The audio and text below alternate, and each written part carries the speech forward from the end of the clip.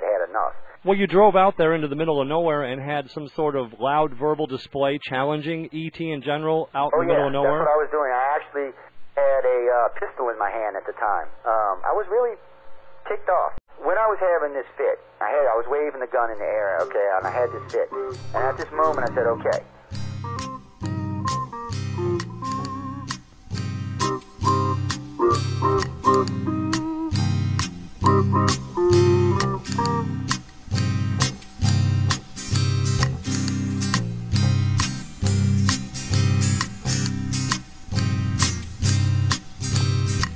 He was a Louisiana man named Montaldo. Folks around called him Six Gun Joe. Worked with ICAR, don't you know? Investigating UFOs. Out for a drive with a gal one night, they stopped to check out a reporting site. When an alien lit right there on the ground, commenced to throwing his weight around. Now, old Six Gun didn't take too kindly to that kind of thing, especially without Vaseline or anything like that, you know. Seriously.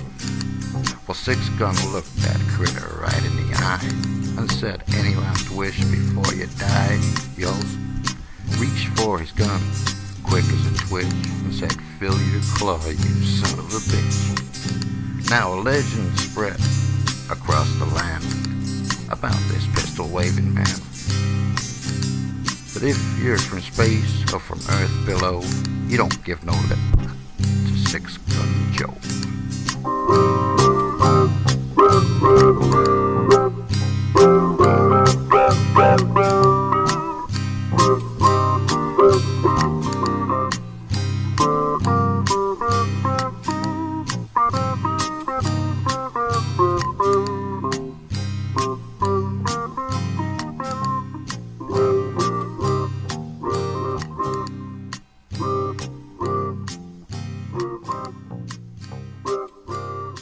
Welcome to UFO Undercover with your host, Joe Montaldo. Good evening, everyone, and welcome to another episode of UFO Undercover. I'm your host, Joe Montaldo. I hope everyone's enjoying their evening, their afternoon, or their morning, wherever you are on our beautiful blue planet. You know, like I say this every week. I love talking on this show. I get to talk about things that I like, and I get to have some really interesting guests, and I get to cross all the time zones. You can't really ask for much better. A couple of things right quick before I get started on the topic line this evening. First off, UPRN got two very nice donations today from two different people. I want to say thank you for that. It's because of people like y'all I keep this up and running, and like I said, and the letter I sent to one of y'all lets me know I'm not alone. It's tough, guys, out there, and this is expensive to do, and any donations are appreciated to the station, and ones like the ones that came in today are very appreciated. But anyway, enough about that. I'll talk with them later. Tonight's show really is going to be orientated along the lines of some of the stuff that Linda and I investigated and some of the stuff that has happened to us over the I shouldn't even say how long we've been together, 26 years we have been married. There's a lot of stuff that goes on, and this is all stuff that occurred with us or other people with us. There are a couple of times when I was with someone else or with other people. Believe it or not, we do travel separately sometimes. But for my Google Earth friends, you can actually follow me tonight on Google Earth. I have my Google Earth up. On my Facebook page is 9 or 10 shots of the Gulf from Pensacola, Florida, to, I believe, Destin, and places I'll be talking about in there where we've had experiences happen. But I'm actually going to start along the Louisiana-Mississippi border, which I will get to in just a minute. I also wanted to say something to some of the researchers lately. We've been getting a lot of good data in lately. To the person who did the work on the humanoids, I have to say I'm quite impressed. I mean, I don't know if it's correct or not, and it'll probably take another 2 years of reading to even make a determination, but I'm quite impressed the way the data was put together, how much of it there is, how much care went into the different elements, including the charts, graphs, and butts and bings and whistles and pings and everything else. I mean, I was just impressed with the whole thing, so I wanted to say thanks for that because it will be something that we will be looking at closely. Human aliens is part of the groups that we study in ICAR. For the people who caught me the other night, I wanted to bring these up right quick tonight, and I may talk about it later at the end of the show. There are 2 books in the works for iCar right now. Well, actually, one is for my wife and myself, and it really just talks about personal experience, some of the stuff that I'll be talking about tonight, but just in a little bit more detail. Because, frankly, 2 hours isn't even enough to talk about one experience, much less as many as I'm going to cover tonight. So it's an interesting thing. A lot of my listeners have heard a lot of this before, so for y'all, I apologize. For the new listeners, it should be very interesting. There'll be some stuff that we haven't talked about on the air, also some upcoming stuff. Oh, and the other book, which is going to be a handbook, basically, probably a 500-page, or maybe 200, we'll see. It will deal with everything that a contactee or a researcher needs to know to find out if it's not going to tell them everything, but it's enough information, actually way more than enough information, for the average contactee, abductee, or researcher to know what's going on. Yes, to the person who that I inbox that just popped up on my computer screen, yes, iCar will keep some abduction criteria secrets because, frankly, I like to know who's lying and who's telling the truth. I also like to know who likes to make these little fairy tales up and come visit me and tell me, well, and it's very interesting because recently I've gotten 2 of them. Very in-depth, really, really, really good hoaxes, but in the end, just hoaxes. And it's kind of a sad thing because they consume probably 10 or 20 hours of time. But still, found out anyway. Actually, I think that we're going to get to that in a little while. But all right, so what we're going to do tonight, ladies and gentlemen, like I said, for my Google Earth friends and Facebook friends and everyone else, if you have Google Earth, you can zip it down. Hold on, I'm going to zip back out right quick because I'm down in Pensacola right now. And we're going to zip over about 100 miles to the Mississippi-Louisiana state line. Now, for y'all who are looking, the easiest way to find this, okay, is to look for the Interstate 12, the Slidell, Louisiana, Interstate 12, Interstate 10, Interstate 59 junction. This leads to 2 different areas that we visit frequently. One is the upper part of Honey Island Swamp on the western side of the NASA Stennis base where they do rocket testing. The other one, which is Interstate 10, which runs east to west, and you'll be headed east, the first exit is the exit to the NASA Stennis facility. Actually, they changed the name of the facility now, but we're going to call it Stennis because that's just what I'm used to calling it. Anyway, you get off at the exit right there. As you drive down this road, now you can drive down, you're going to see the gate, you got to turn around in front of the gate. You don't want to go driving on the NASA gate, people, because I don't want to bail any out of jail. You come back. On the right, there's going to be a road. Okay, just one little road. You can go down that road and wander down up through there. Matter of fact, for my paranormal listeners tonight, on this road, you go down this road, and there's a split in the road where you can keep going straight or you can make a right.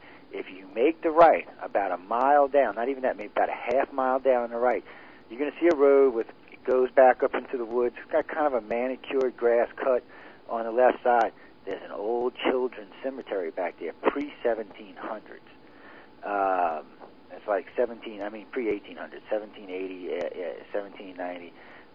It's a very strange place.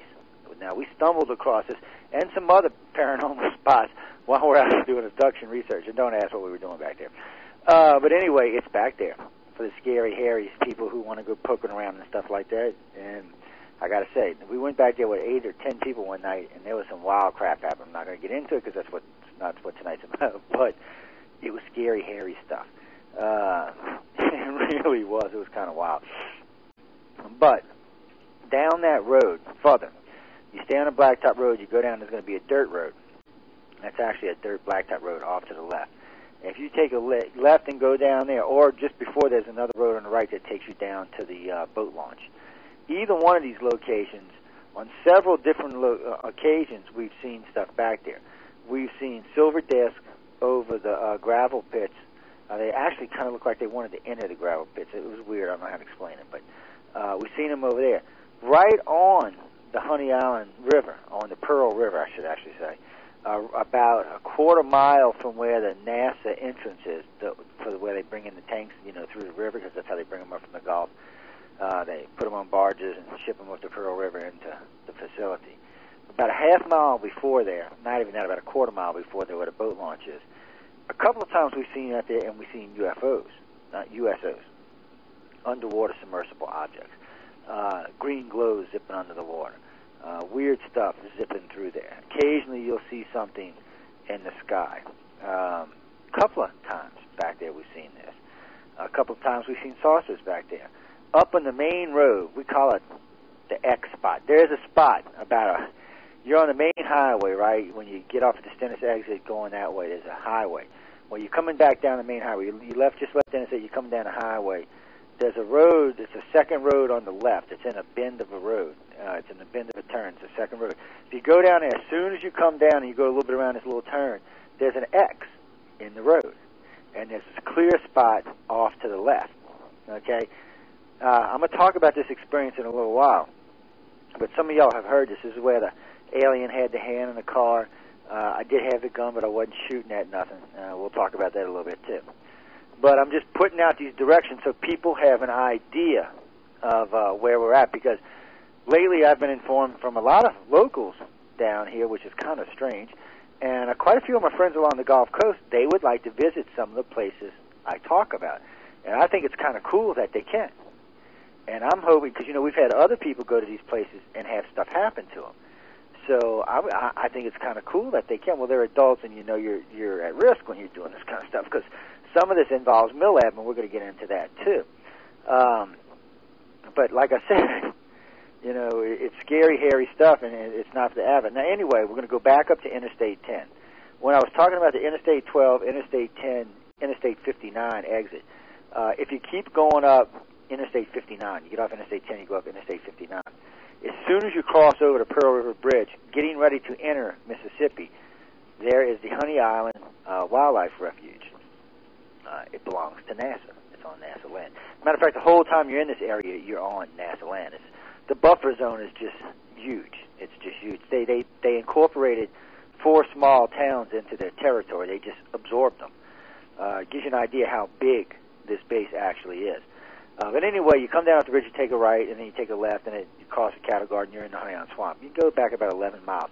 A lot of nights when you're back there, you will hear the ground. Whoa, you can feel it vibrating under your feet. Now, you're 11 miles back in a swamp.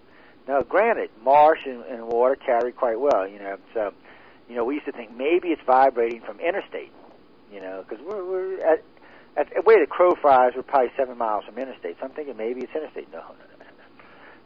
This is where we've seen the black thing. Now, we've had other experiences out there. We've got something crossing the road on film. I don't know what it is. Linda says a ghost. I'm not into ghosties, but maybe it is, maybe it ain't. I have not a clue. But you can see something walking across the road. And we didn't see anything, but it's quite clear in the videotape. It's just one of those things when you look at it, it's like, what the hell was that? But anyway, enough about that. But we've had stuff back there. Now, for the online listening audience, and some of the people of the virtual auditorium, or some of the people who know Jason Wilson, who is ICAR's state director and used to host oh man, I forgot the name of the show. He's going to kick my butt. Unbridged Universe, and guest host for me and other hosts from time to time. He was with me one night along with a friend of ours from Canada. And for the online listening audience, again, a lot of y'all know Mike. I shouldn't say online, I should say Pal Talk audience, because the online audience is a little bit bigger. But y'all know these people. These are people that, have been talking with us for years and years in these rooms and in other places and doing work with the organization. And they came down right after Katrina, matter of fact. And me and Jason decided we're going to take Mike out to the swamp. So we get in the car. We driving out there. I was driving a little black, Stans at the time. And we get back there. We go way back up in the swamp. And we're sitting there talking. I mean, you're way back in there. And, when you're not from here and you're not used to the swamp and it's pitch black and you're hearing all these weird sounds and you're back in the swamp where the gators and the bears and the panthers and God knows what else is out there. Because, frankly, people, I don't carry the gun for the gators or the bears or the panthers because really and truly they're not going to screw with me unless I screw with them. I carry the gun in case Bubba decides he needs a new girlfriend or something. You just don't know what's going on in the swamp. You want to be prepared for any damn thing. Let's put it like that. And he might see my ponytail or something, and I might have to bust a cap, where. But still, That's the reason I carry a gun. It's not because of the animals, it's because of the people or other things that we may run into. You know what's freaky about this, and I probably shouldn't say this in air because now I'll probably run into one of them and scare the crap out of myself. In all these years of traveling, all these back roads and being in all these weird places, I've never seen a Sasquatch or a Bigfoot or anything like that. And really, I don't want to see one. I got to be honest with y'all. It doesn't matter if I see one or not. At this point, aliens are enough for me. If there's squishes out there, stay squished in the bushes, and I'll be a happy camper. But because really, that would just be another thing for me to have to get involved in, which I would prefer not to. But anyway, in this area, and we've had a lot of other people go back there. We had a lot of people go back there by themselves. A lot of times, and not all the time, but I want to say 65%, 70% of the time, you're going to have some kind of experience back there. If you go between 11 p.m. and like 5 a.m., you're going to have some kind of experience back there. Even if it's witnessing another abduction or witnessing something you would rather not, you're going to have some kind of experience back there. You could say it's self-induced fear, but there's too many of us been back there, and we've seen too many things to even get into that. But anyway, Jason and I and Mike are standing there, and we're talking in the dark, and Mike's used to being up in the woods in Canada, and Jason just a southern boy like myself, so we're all out there just chit-chatting. And Jason said something about something in the sky. You could see something moving. It was kind of blinking. And we were like, what was that? And I was like, what is that? Jason's like, looks like a plane. At first, that's what we thought it was. As it got closer, no, it wasn't. It looked like a TR-3B. It looked like a black triangle. It was moving along, wasn't cruising very fast. And by the way, this isn't the first time we've seen black triangles out there. We've seen black triangles out there probably a dozen or more times at this point. And but it was just nice to have people with me that wasn't just me or Linda. It was somebody else that hadn't seen it. Now quite a few people have seen it, but still. Jason said it, and then we're sitting there, and you can see it. It's kind of angling down like it's headed towards. There's an airport out there. NASA has its own private airport out there, and you could see this thing kind of nose down. But it looked like it was going to come short of the airport, to be honest with you. Well, while we're watching this, Mike said, look, there's something silver. You could see something really flashy, shiny silver in the air. And behind that, you could hear what appeared to be two jets. You couldn't see them. Even though you could see like a flat... Well, man, about 5, maybe 8 minutes passes. Here comes this silver-looking disc, escorted by what looked like two F-15 Eagles, because they weren't Tomcats. They definitely looked like two F-15 Eagles. You could see they were on the same arc as the triangle before it, and they just kind of, and then disappeared. Now, that's a pretty weird experience, and we're all like, man, maybe we're just making ourselves see these things. There's 3 of us, and we're like, oh, man, And so anyway, we get in the car, we're leaving, we're coming home. We're driving along. It's about, from where we were at, going the back way, which is where we went home, it's about an hour to my house, give or take, 10 or 15 minutes.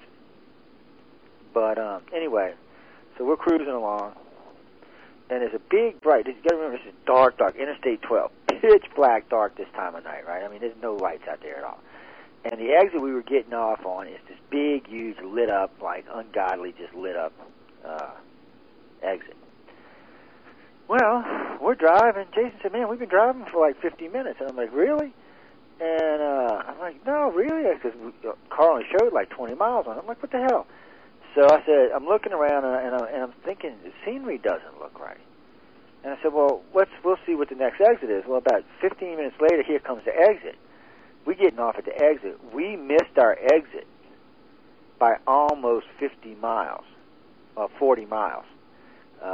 By 40 miles. Now, I grew up over in this area when I was young. I know all these areas really well. Overshot it by an easy 40 miles, okay? So we're talking about this. We're like, what the hell? We get home. It took us 35 minutes, I believe, to get from the Honey Island Swamp to my house, and still overshot the exit by 40 miles each direction, because we went past it 40 miles, we had to come back 40 miles.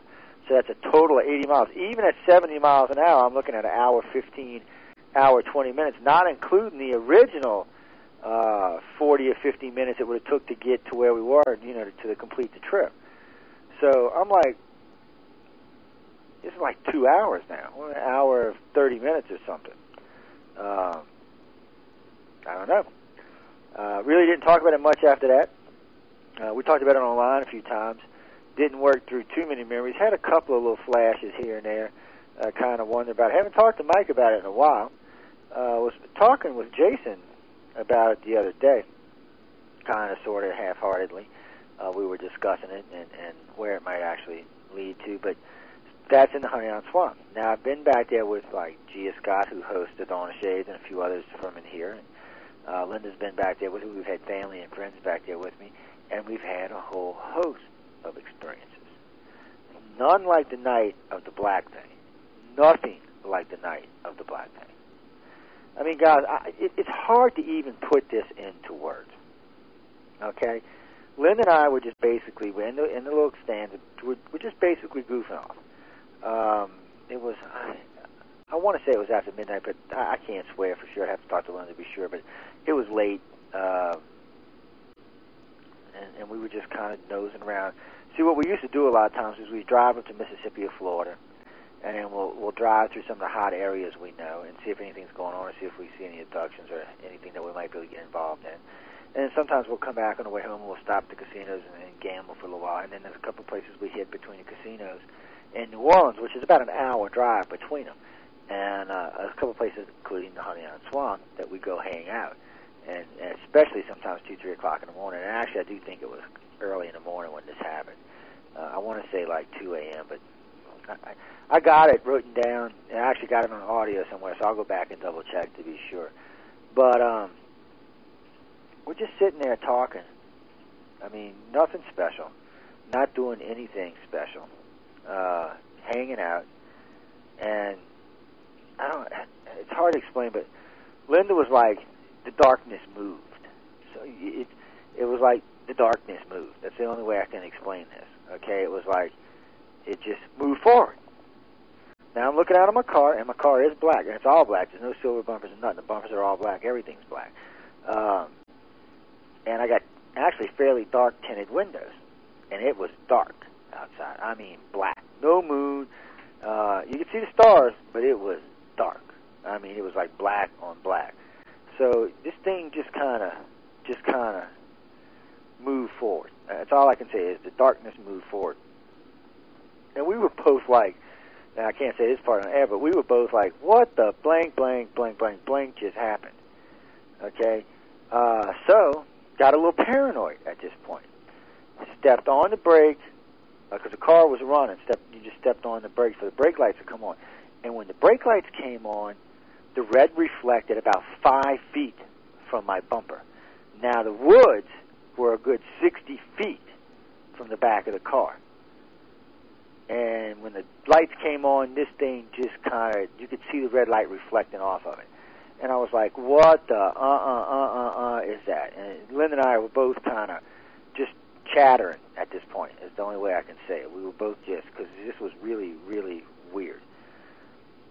So she's saying something, all of a sudden we just go. I just punch it, and we're going. Now, usually if I do over like 50 in the swamp, she's beating the daylights at them, because, the roads are kind of gravelly and slippery, and they are, cypress knots and trees and oak trees and swamp and gators and stuff all over the sides of the roads. And so you do want to kind of be careful when you're driving too. Well, I'm flying. Last time I looked at the speedometer, I was doing 100, 110 easy. I mean, I'm just cruising. This road's probably about 4 miles long. And I know at the end of this road, it just goes up a hill, straight up, and then there's a blacktop road. So I'm thinking about this as we're coming up. So we start coming. We're about halfway down the road. I kind of step on the brakes again, and you can see this thing. As long as I held my foot to where those lights were glowing brighter, you could see it, and it was keeping pace with the car, because it was like we took off and it left it for a second, and then it just caught up. But it stayed at a particular distance. I didn't realize it at the time. When I sat down and thought about it later on, I realized it, but it was keeping pace with my car. It wasn't trying to catch me. But I was just flying. Well, as we come up to the road, I just kind of stomped on the brake, cut the wheel, and let the car just kind of slide up to the top of the hill and plop up there. So I was facing down the road that I had to leave on. At that point, I reached out, reached through the window, took the pistol, and just popped off 2 caps. And it stopped. You could actually see it stop. Now, both Linda and I knew at the point the gun did not stop it. Okay? We knew the gun did not stop it. No bullets. As far as I could tell, the bullets went up into the woods. Best I could tell you that's where they went. They didn't seem to hit anything. What stopped, the best I could tell, was the 2 muzzle flashes, the really bright, bright light that a muzzle gives off when it discharges around. That seemed to stop it momentarily. When the kind of that glaze you get over your eyes kind of cleared, it started moving forward again. And when it did, I punched it. And I mean, I punched it.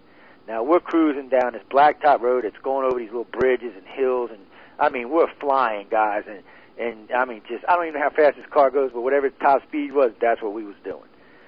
It was floored. And it's a little Nissan Stanza, probably about 120, maybe 130. If it was lucky, we're flying. Just, this thing is keeping pace. And I touched the brakes every once in a while just to see it, and you could see it. And it was just one bridge I had to slow down to. And at this point, I was kind of scared when I slowed down for the bridge. This thing was just going to overtake us. Because at the speeds we were moving, I just figured when we slowed down, it would just, and we'd be in the darkness. And at this, and I don't know how to explain the fear. It was just, it was like I was dripping in it. Now, I've been in some hairy, scary places, actually hairier and scarier than what I'm talking about, and never had this kind of fear. The fear was unreal. There's no way to explain this but as an unreal fear. And as I hit the spot, we stepped on the brake. The car, came to really a quick slowdown, and this thing just got up almost to the bump of the car, but it managed to stop itself. And then we just started out again because we was punching it again. And then there was a cattle guard. I had to slow down for the cattle guard. We slowed down, we crossed it, and it stopped. It stopped right at the effing cattle guard. And it just stopped. And we stopped, and it stopped. And we're just sitting there at this point.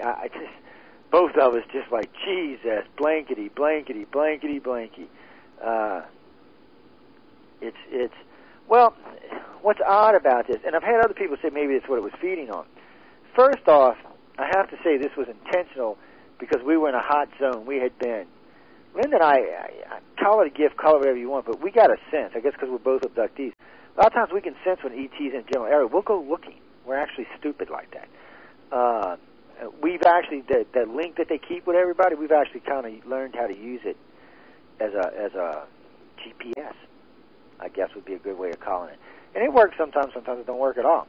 But knowing certain areas have high abduction rates and having the ability to sense them somewhat, a lot of times we do get lucky, like the surfing aliens, seeing people get abducted on the beach, seeing stuff happen, and a Gulf breeze on several occasions, and Navarre and stuff like that. It's just freaky. But this black thing literally scared me. I don't think I've ever been that scared before or after. And like I said, I've been in some pretty hairy, scary stuff. Scarier than that, for sure. And I don't know. Don't want to do it again. When I talk about it, even when I'm talking about it, I can feel the fear still. It's still there. But it's an unreal sense. Because I know when I look back at this, that this thing had no intention of catching me. None.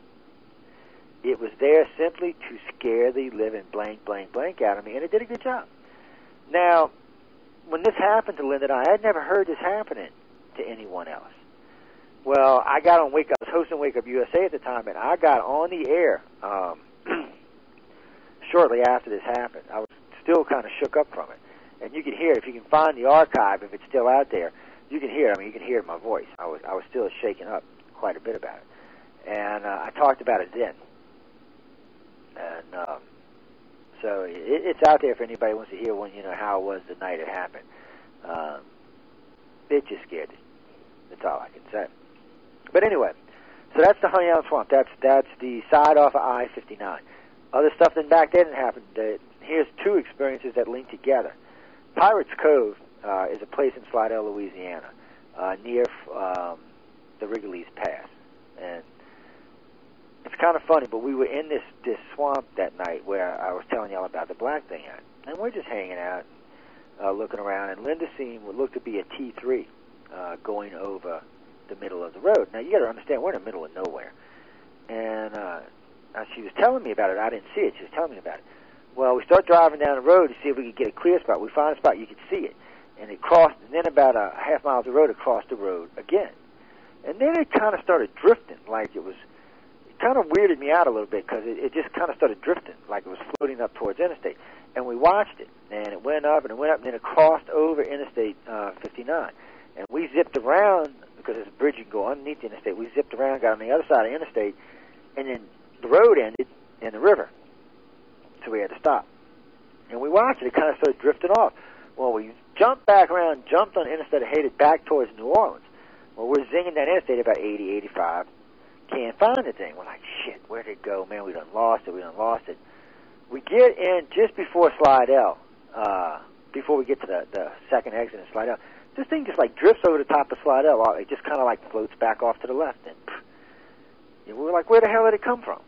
And so I'm flying. We jump down off the exit. We hit Pirates Harbor. I'm sorry. We hit Pirates Harbor, and we're driving down Pirates Harbor, and we see the thing over the swamp off to the left, and it's wobbling. It's actually kind of wobbling left to right in the air. Well, we're going down this road straight. It's drifting towards the Wrigley's Pass. Now, if you're looking at it, like I said, this is interactive tonight, so if you got your Google Earth out, you can find the Wrigley's Pass. It says Wrigley's on it. It's not even hard to find. It's right, whoops, sorry about that. The screen decided to turn off on me for some reason. Oh, there it is. Yeah, you'll see it. It's right next to Interstate 12. You'll see where New Orleans connects to the North Shore and the South Shores connect. It's right there, but it's kind of strange. But you can see it right there in the map. That's where it was. We seen it drift over, and then it got to the Wrigley's Pass itself, which is a fairly deep water area that runs out towards the cutoff into the Gulf of Mexico. And we're sitting there. We pull into Fort Pike. There's an old fort there. We pull into Fort Pike. We stop. We're actually on the phone with MUFON's Louisiana State Director at the time. I'll tell you how long ago this was. We're actually on the phone with the guy. We're telling him what's going on the phone. So we're sitting there, and here comes this black triangle. It came like straight out of the north, headed down towards us, and then went past us, didn't even acknowledge us for that matter, and looped back to the east, no, to the west, and it was like doing a loop pattern. You could see it. It was like a search pattern. Here come another one, and it looped off to the left. Well, we sat here and watched. It was like 3 or 4 at the time, and Gregory tells us, you know, Joe, maybe y'all shouldn't be there. Didn't dawn on me at the time because it was kind of, weird watches. At this time we've seen 5 black triangles, and it's kind of like, well, maybe he's right. So we jump back in the car, and Linda and I just, y'all should be with us when you have experience. It's insane. It's like a rush of information going back and forth. And not including some of the other stuff we're saying that has vulgar language involved. So we're going back and forth. So we're driving, flying through the darkness yet again, on this road headed back towards New Orleans. And I see a set of headlights coming up behind us, a ways behind us, but it looked like it was moving pretty fast. And speed limit out there is 60. I was doing about 75. And the lights looked like they were gaining, but and then Linda sees something off to the right, headed towards us. Well, son of a bitch, if it wasn't another black triangle. And it kind of tilted on the angle, and as it did, it crossed over the front of the car. And when it crossed over my car, classic alien shit, boom, and it's just what it did. It just went, whoa. And you could hear my wheels turning and everything, because we were still cruising. I popped it in the neutral. We were still rolling. And but everything was dead. There wasn't a light on, wasn't any electrical engine noise at all. Just, and it passed over. And right as it passed over the car, everything came back on. And right as everything was passing on, this white station wagon with tinted windows passed us. And it had U.S. government plates on the bottom. We had a tag run by a friend of ours who passed away recently, and non-registered. Oh, yeah. Non-registered plate. I had a trooper check it out for me. Ain't that some shit? Don't know. It was very strange. But these are all right in areas that are actually on the NASA facilities, on their buffer zone, I should say. And there's an area from Fort Pike, right above Honey Island Swamp on 59, all the way across the other side of NASA to the first exit on the Mississippi state side of Interstate 10. All of that area, if you spend time in there, you're going to have an experience. You're just going to have an experience. There's so much crap going on back there, and there's so much. And that's the thing. We stumbled on it by accident, looking for something else, actually, and it's everywhere. I mean, they got a regular flight pattern for the TR-3s from. It flies. They leave somewhere out of Florida near Eglin, I think. They fly north till they get above Interstate 10. They fly above Interstate 10 from there, all the way to the Mississippi-Louisiana state line. And this is all woods. There's nothing up there. Nothing but woods, that whole entire length. Then they come down right there by the Stennis facility, which is all restricted land, and they drop down into the Michoud facility, which is also restricted. There's two NASA facilities about 50 miles apart or 40 miles apart, but their buffer zones almost touch. And it comes down there, and then it shoots back across the Gulf of Mexico, across Cat Island, Horn Island, places like that, Dauphin Island. They've been sighted moving back towards Pensacola, and also by fishermen and stuff like that, moving back towards Pensacola area.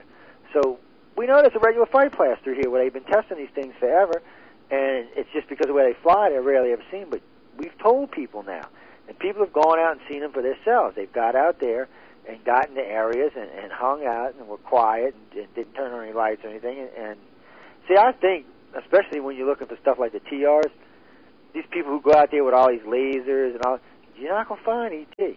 All you're showing them is don't come here. I don't think it matters for ET. I think they're going to come in or not, so I don't think it really matters. But for like the TR-3s, if you're out there shooting laser lights in the sky, they ain't coming nowhere around you. They'll see them well before they ever get around you.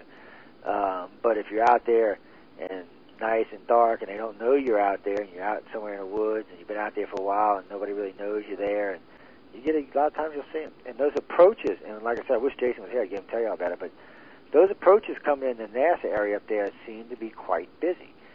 We've seen quite a few things flying up in there. And like I said, it's all restricted, so it's also restricted airspace, and you're always seeing stuff flying over. You got to wonder. But it's an interesting place to go, and it's easy to find for the southern people. It's not hard to get to. It's easy to go there. Now, moving along, here we are. What time is it? Okay, I don't want to be wasting too much time. We're going to move along a little ways now. That was mostly on the Louisiana-Mississippi state line. Now, there's a place called Bay St. Louis. There's a big bridge there, and you go across that bridge to a place called Pass Christian. Let's see. Pass Christian Harbor. That's a good place to be. And for the people on Google, and this is kind of cool, and for my friends on Yahoo that are in with me, you got to wait till I take the Google map down. But it's, yeah, there you go, Pass Christian Harbor. If you go there, it gives you a good vicinity. Right there, not too far from there, about maybe a mile, 2 miles to the right, is where we seen the UFO with my son sucking up water and making a cloud. That was just wild. Actually, I'm sorry, it's about a mile and a half left of there. I apologize for that. It's not too far from where the harbor is. When you come around the harbor, it's about a mile, maybe a half mile inland from there. But we were just sitting out there. Now, this is actually when we lived up there. This was, let's see, my son's, I guess about 20 years ago. And we actually seen this thing. And see, my son always weirded me out. Because he'd like, here comes our friends. Or here comes the, what do you call them? Yeah, he used to call them the insect people. He used to scare the crap out of me when he'd say that. Or here comes my friends. He had a couple of sayings that he used. And I was like, what? And then all of a sudden, here comes this thing. And you're like, oh, blank, blank, blank, blank, blank, blank, blank, blank. All of that stuff was really weird. And he never even today, he doesn't show fear. He doesn't talk about any of it. He's not real open about anything that's happening, and he doesn't discuss it. He knows we're here if he wants to. If not, it's his business. He does know what's going on, though. He used to think we were crazy, but got older. He's like going to be 24 this year. You know, sometimes you got to deal with stuff. But anyway, he used to just creep me out about that. You know, he was sitting in his mom's. I think he was like 4 at the time, 3 or 4. We were in when we went Golf Breeze or in Navarre. He said, "Here come our friends." I was like, "Oh, blank, blank, blank." And we had a wild night that night and seen all kind of stuff. Ships moving all over, doing loop-to-loops. It was just kind of crazy night. Just like the night that we seen the ship out there. And actually on my Google, and I'll see if they'll let me put it on there, but I've got them all pinned out on the one on Facebook. You can actually go out and check it out, and it's all pinned out. Let's move on down a little bit here. But that was just weird watching that thing. I mean, it was sucking up the water. And at first you could just see it. It was just sucking up water, and we were like, what's it doing? Refueling, cooling off. And then it was maybe about 4 or 5 minutes, because it was just kind of drifting. It looked like it started getting a mist, kind of misty around. I was like, wow, we're getting a fog or something. That's what I thought at first. And then I realized, no, it was only getting foggy around the craft. But after about 10, 15 minutes, it had turned into a pretty little white cloud. Pretty nice size white cloud at that. And it wasn't sucking up the water anymore. But it just seemed to be drifting right along the edge of Highway 90, Beach Highway. It was just like drifting along. I don't know what it was doing or why it was even doing it. It was just, you know, some of this stuff I don't even pretend to know the answer to, because I really don't. I mean, it was just one of those things that happened that we happened to witness, and we always kind of wanted to go, well, why? Because I don't, as far as I know, we didn't get picked up or anything, so I won't rule it out. But I'm not thinking that, you know, we actually got picked up that night. It was just very strange. And sometimes, and I know norms get mad at me for this, norms, but they do, because you know, I'm a firm believer in people who have sightings are 99% likely to be contactees or abductees, because frankly, I don't think, if you haven't had the experience, that you can see the craft. I really don't. I think that's a product of your abduction. Because of your abductions, either they let you see it, picking you up, or dropping you off. But I think that's truly why they do it. And I think for some people who work in the fields, or I should say, or working to serve their supposable agendas, I think they let them see more. And I think they let them understand more. And so far it seems to be quite pertinent and quite true. To what extent, that's yet to be seen. That is definitely yet to be seen. But the thing of it is that when you do this kind of research and you put yourself in these positions, you really have to kind of be aware of what's going on. And, you know, like when I was teasing earlier tonight about, you know, y'all can go here, y'all can go there, y'all can. And it's true, you can. I mean, most of the places I'm talking to tonight are quite easy to find. And if you've been on my Facebook page, the stuff in Golf Breeze, Navarre, Destin, are all pinned where the abduction or the MILAB experience actually happened.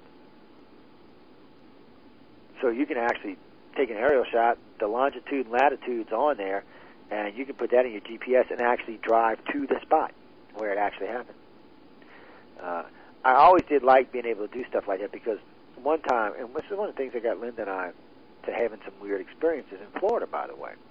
I'll make this a quick story.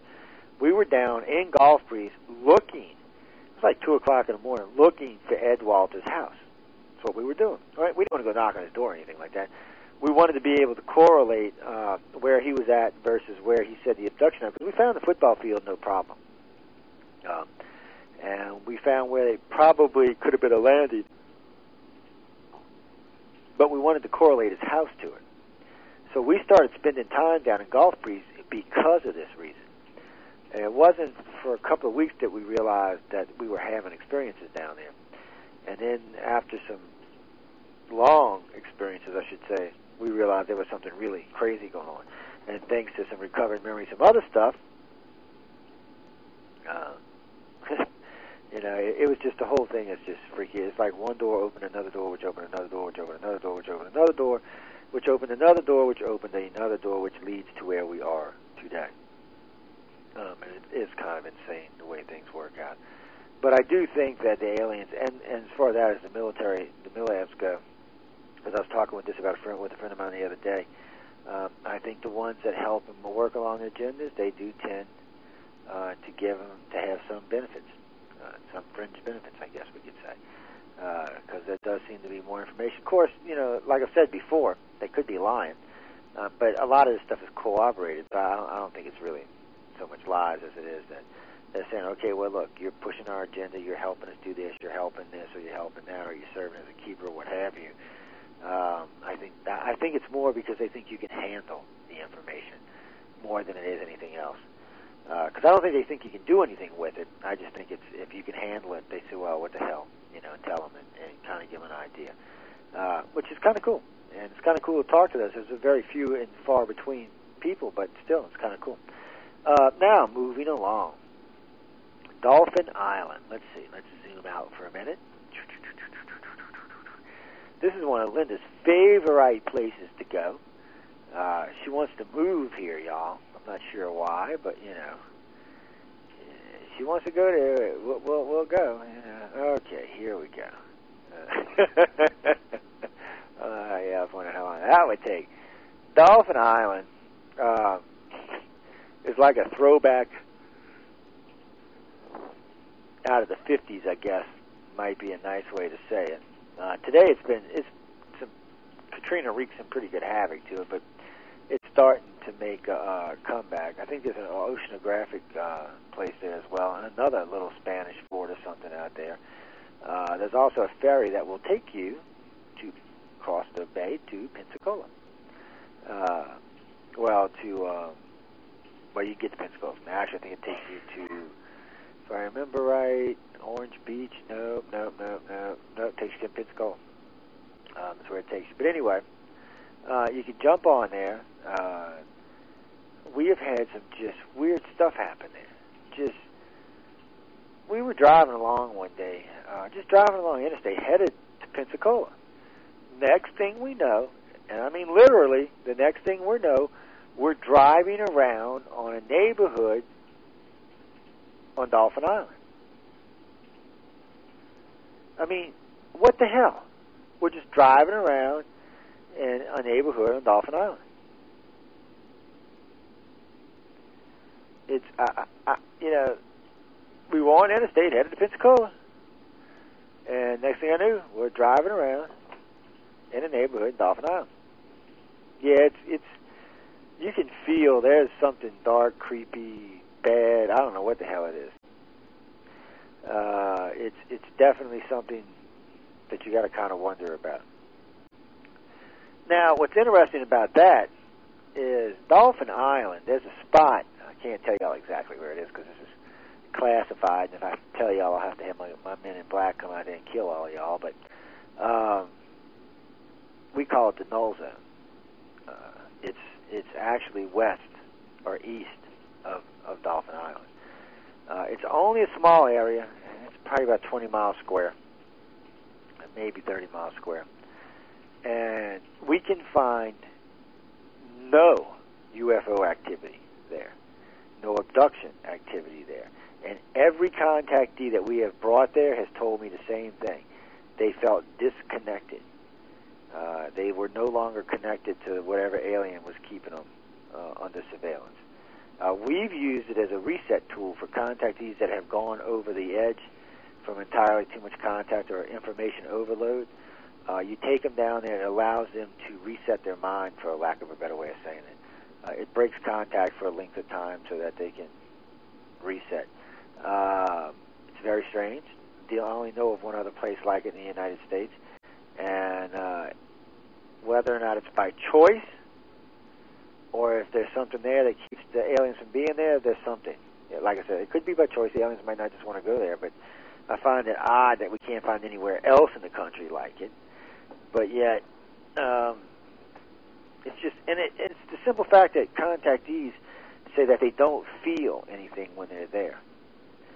And it's just a little 20 or...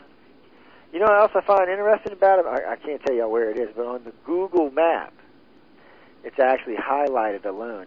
Everything else is blocked out around it in a different color, and it sits out by itself. It's kind of odd that they just happen to have it highlighted like that. But it does work. We've used it on numerous occasions, and it works really well. And, you know, Mobile in that area, we've seen stuff in Mobile Bay on a few occasions. We've seen them a lot, mostly underwater stuff, though. Mobile Bay is a fairly deep bay. They've even got oil rigs out in the bay. And we've seen them darting out there. And we've seen them when we've been on Dauphin Island. We've seen them darting out there in Dauphin Island. There was something, too. There was a long time ago.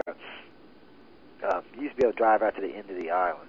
And we drove way out there. And we're out there messing around in the water. And we realized that it was just me and Linda and the kid.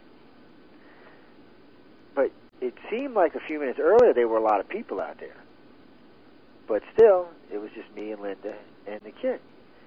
And I got the worst, weirdest feeling. I mean, we just got in the car and left. And I don't know if anything happened or not. I personally don't want to know at this point. I would rather not know if anything happened. But it was odd. And I've had a lot of other people out there tell me about experiences they've had in this area. So, you know, we started out with Pirates Harbor, because a couple people asked me if I could go back and repeat. I guess y'all taking notes, y'all can go look back and look. Pirates Harbor, Wrigley's Pass, Honey Island Swamp. Honey Island Swamp on the Interstate 59 side. As soon as you cross the Pearl River, you take a right. That's the first one. The Honey Island Swamp on the Mississippi side, which is Interstate 10, first exit after Interstate 10, you take a left. And the reason I'm saying that is because you can get on your Google and you can scan all back up there, and you can actually see where the river is and where we've seen stuff. Matter of fact, there's pictures that I have on Facebook about whatever those little real round things were. You can actually see how they move them out into the water, down along, and into the Pearl River. So you can see the stream as it comes back and forth. And so you get an idea of what we were talking about the underwater USOs in the area, so you can see where they were moving and how they may be moving in and out. You can see where we were talking about the ships. You can see where the gravel pits and all were. They get an idea. Then you go right from there. You get back on Interstate 10 and you go about 20 miles to past Christiana, Mississippi, where we've had several sighting experiences. And then, we would talk about Pascagoula, but then I'd have to talk about Charlie and I'm going to try to stay out of that tonight. But we have had experiences in Pascagoula. Then there's a little park in Ocean Springs. There's actually two places in Ocean Springs that we've had some weird stuff happen. One's a little park out there and we were sitting out there one day, me and Linda and the dogs. This is actually the dog. We didn't even have the little dog yet. We had the white dog, and we were parked at. We were first parked up by the little thing where the bathrooms are, so the dog could run around and chase the squirrels and get fleas and stuff like that. And there's a little road that takes you down to the edge of the water and a pier. So we got back in the car, rode down there, and we were sitting in the car talking and watching the dog look out the window and go crazy because he wanted to get out of the car. We were sitting there just talking, and it's dark. And I mean, it's dark, guys. Like it went from like somebody turned off a switch. It was just dark. Now we've had this happen a couple times in different locations, and then it's weird. And then here's one for y'all. That was in Ocean Springs. We'll be in places like by the NASA facility, the Honey Island Swamp thing. It'll be kind of light outside. It's dark, like midnight, 1 o'clock. No moon or nothing, but it's kind of, you can see. All of a sudden it gets like dark. And then it'll get light, and then it'll get dark. It is weird. And other people out there have experienced it too. It's just, I don't know what it is. It's just weird. You'll be standing there, and it'll just get darker while you're standing there. I mean, it's like light, dark. It's a very strange thing. Oh, look, Jason's in the room. I was just talking about when me, you, and Mike were in Honey Island a little while ago. Man, you missed that. But I just now seen him in the room. But anyway, we got to get ready to go to break here in a minute. But when we get back from the break, let's see where we left off. We're in the Mobile, Pensacola area. Now we can start getting into Pensacola, Gulf Breeze, Navarre, Blue Mountain. It's got a lot of stuff to compact into an hour, and there was a lot of stuff I wanted to talk about in the first hour. So you know how I am. I got to babble, so take your time. But we might have to run over a little bit or something, but we'll see. But when we get back from break, we are going to get more into the Pensacola Gulf Breeze area for the people who's bugging me, sending me stuff about the Google map. and we'll talk a little bit about what went on down there and the different locations that we go down there. And these are all places, really, ladies and gentlemen, that any average Joe or Linda can go to. They're not really expensive to go hang out. And I mean, if you got the money and you want to spend it, yeah, you can find expensive places to stay. But you can find rooms from $25 a night to $500 or $600 a night. We usually stay it usually costs us about $90 a night. If we stay like at the Navarre Beach, there's a Navarre Beach, not Best Western, Quality Inn or something. It's about $85 a night, and it's got a view of the bay. You got a back, it's a back bay. You can walk out your door. There's the bay, and we have seen some hairy, scary stuff up in there. Matter of fact, just recently while we were there, we were going to go. We drove all the way to Pensacola, Florida. Okay. To Navarre Beach, and we were going to spend the night. Pulled into the hotel parking lot, pulled all the way to the back where we parked, and we're looking out at the water. Okay, turned around out of the blue and drove home. Yeah, just turned around and drove home. I still haven't quite figured that one out. Not including that we gained like 4 hours that day. But there's a lot of stuff right there. It's also where a lot of stuff has happened to us. It's one of the reasons we stay at that hotel, because we have had a lot of stuff happen to us there. But anyway, we're going to go take a break here for a few minutes. We'll be back in about 10 minutes, and when we get back, we'll pick up in Pensacola, and we'll head east from there. So, ladies and gentlemen, I appreciate everyone listening to UFO Undercover. I am your host, Joe Montaldo. And hang around. We'll be back in 10, and we'll get into a little bit more of the abduction and the MILABs stuff. And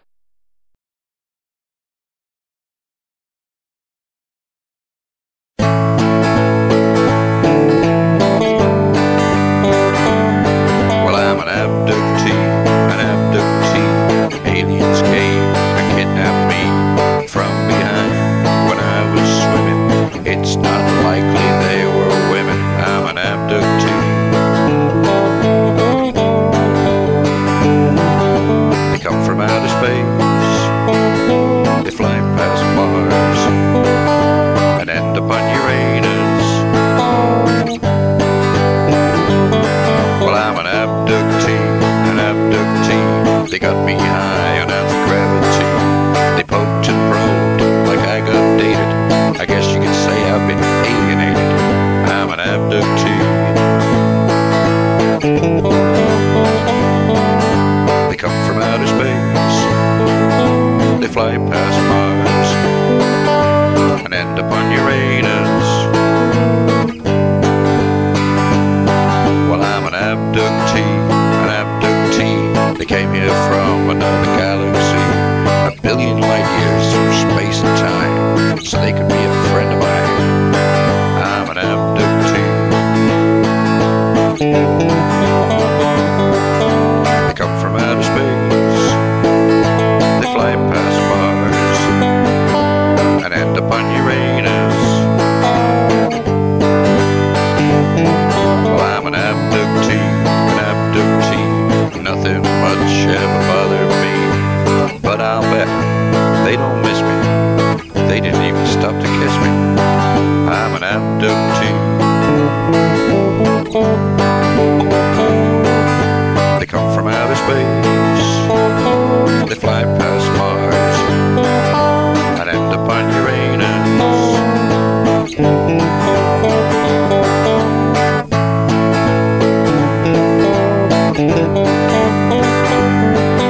They come from outer space. They fly past Mars and end up on Uranus. Uranus. Uranus. Better watch Uranus.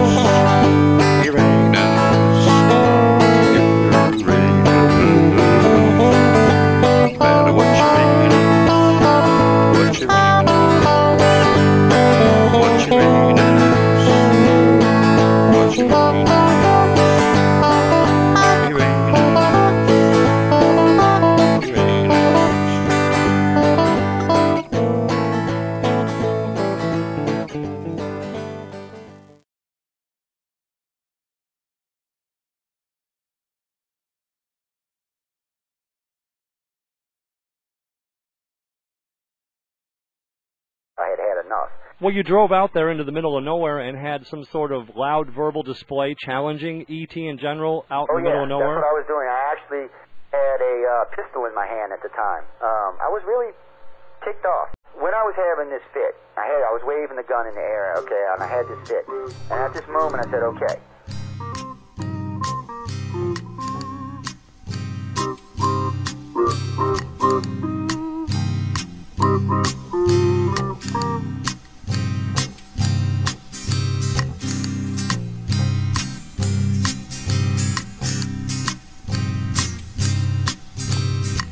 He was a Louisiana man named Montaldo. Folks around called him Six Gun Joe. Worked with ICAR, don't you know? Investigating UFOs. Out for a drive with a gal one night, they stopped to check out the reporting site when an alien lit right there on the ground and commenced to throwing his weight around. Now, old Six Gun didn't take too kindly to that kind of thing, especially without Vaseline or anything like that, you know. Seriously. Well, Six Gun looked that critter right in the eye and said, "Any last wish before you die, yo?" Reached for his gun, quick as a twitch, and said, "Fill your claw, you son of a bitch." Now a legend spread across the land about this pistol-waving man. But if you're from space or from Earth below, you don't give no lip to Six Gun Joe.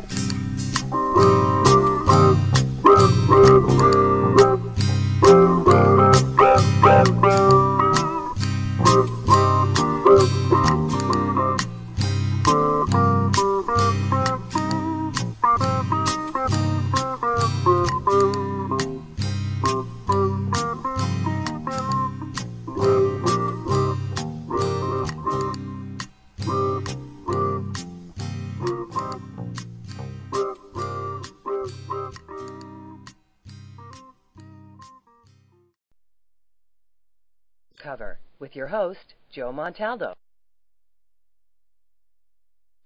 Good evening, welcome back, everyone. I hope everybody's enjoying themselves tonight.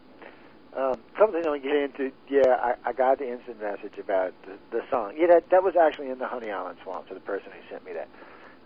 Yes, that's where it happened, in Honey Island Swamp. The song isn't about the black thing where I actually took the two shots. That's not about that. The song is about a night I was out there when the gray actually came up behind a car. But it's a long story, and I'm not going to get into it too much, but to put the short end of it, we had an experience. I had gotten out of the car. I had the pistol in my hand when I got out of the car. And I was just kind of waving around, bitching, screaming, hollering, because at this point I'd kind of had enough. For anybody who knows me or understands contact situation, it come to that point where I just had enough. I was about 30 at the time, I think, maybe 35, but I just had enough. And I was out there, and they kept making these weird noises, and I could feel like a pushing in my head. It's the only way I can explain it. So I said, fine, took the gun, went and put the gun back in the car, put Lynn in the car, put the gun in the car, and walked up to the edge. You could call it the swamp. That's not actually what it was, but we'll call it that. Right up to the edge of it. And the three of them came out, and that's about all I'm going to tell you all about that. But that was a strange thing. Another night I was out there with some people that are in the virtual auditorium right now, and some of my family, and not long after that. And there were 6, 7 of us out that night. And 4 of us were down the road and seeing the grays, and 3 of us were up the road with video cameras and didn't see anything or hear anything. Yeah, I know, huh? Kind of a strange night that was. But that's all I'm going to tell you all about that too. But those both happened on the Mississippi side of the Honey Island Swamp. When I tell you the Interstate 10, you get off the first exit. As soon as you go to Mississippi, you go left, like you're headed towards the base. That's where the spot in the X is, where I was just talking about standing, is where the X is in the road. When I was talking about earlier in the show, that's the same spot. And we've had some wild stuff happen there. I mean, some really, really wild stuff there. I got to be honest with you, though. Sitting out there at 1, 2 o'clock in the morning is enough to scare the crap out of you anyway. It's also, for my friends in Louisiana and Mississippi, it is a great place to go watch the meteor showers because there is no light at all. So unless they're doing an engine test, there's no light out there. So you can get out there and get on top of your car and kick back and big, beautiful open sky and watch the meteor showers.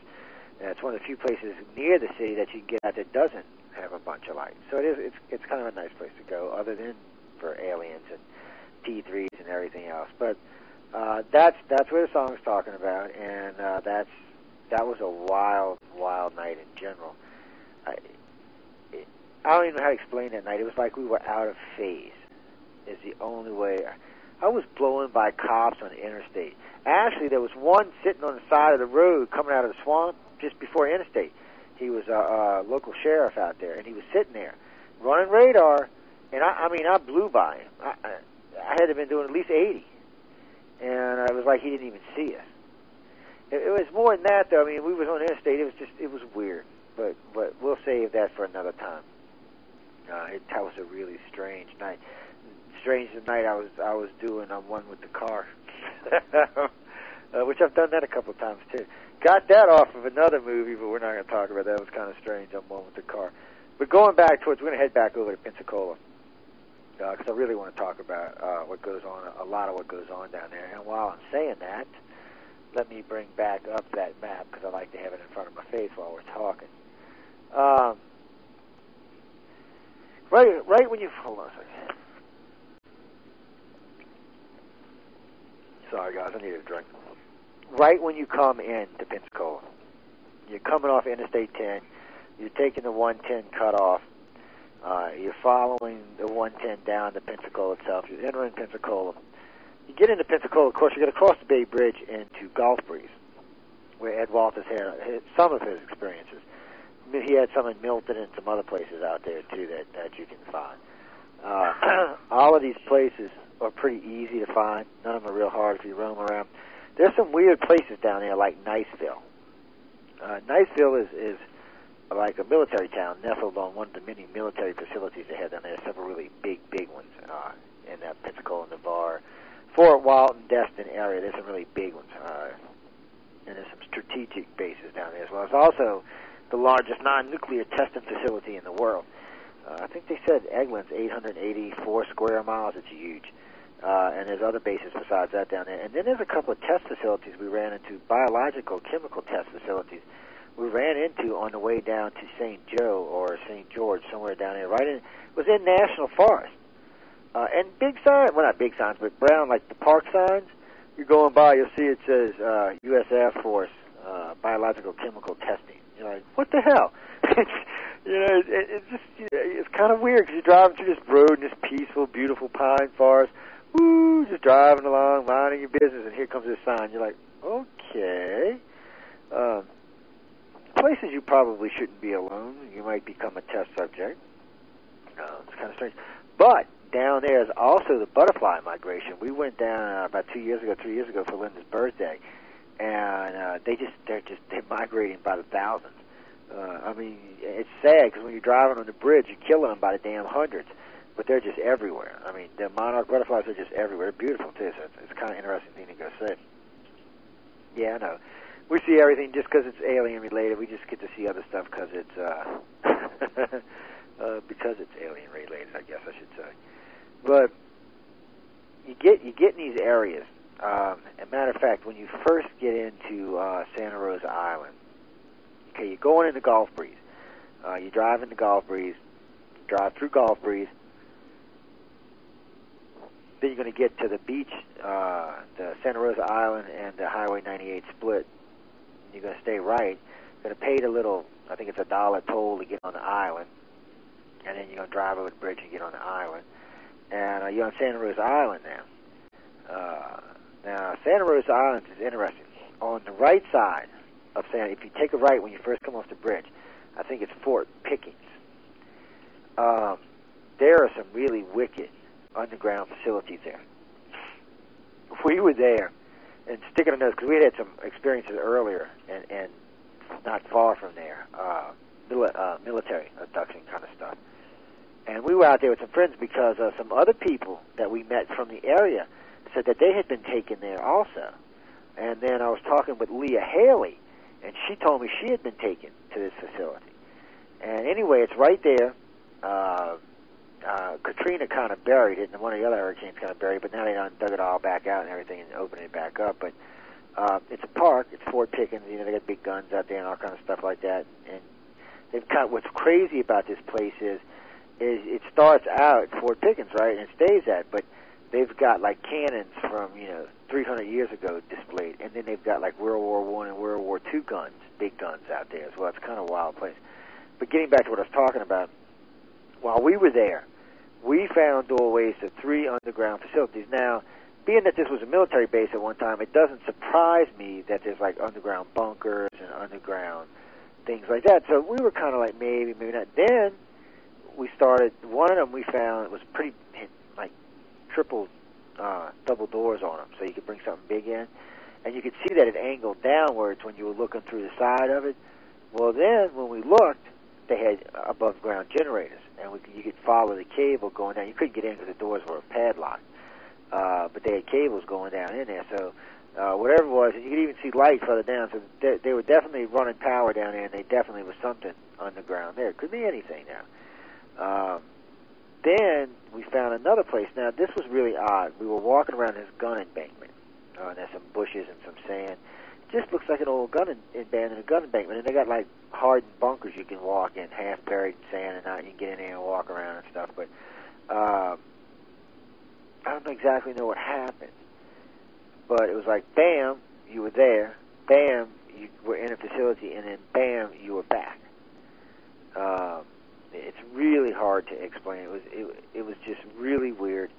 But because of that, like jumping moment we had, we were able to find a door, I guess, to wherever that jumped us to the first time. It was really weird, but and I don't know what that was. I don't know if that was like a flashback to another time or some kind of, we touched somebody's head or, remote viewed it or what have you. I don't know what the hell it was. But it happened instantaneous, and it happened to both Linda and I at the same time while we were there. That was a weird experience.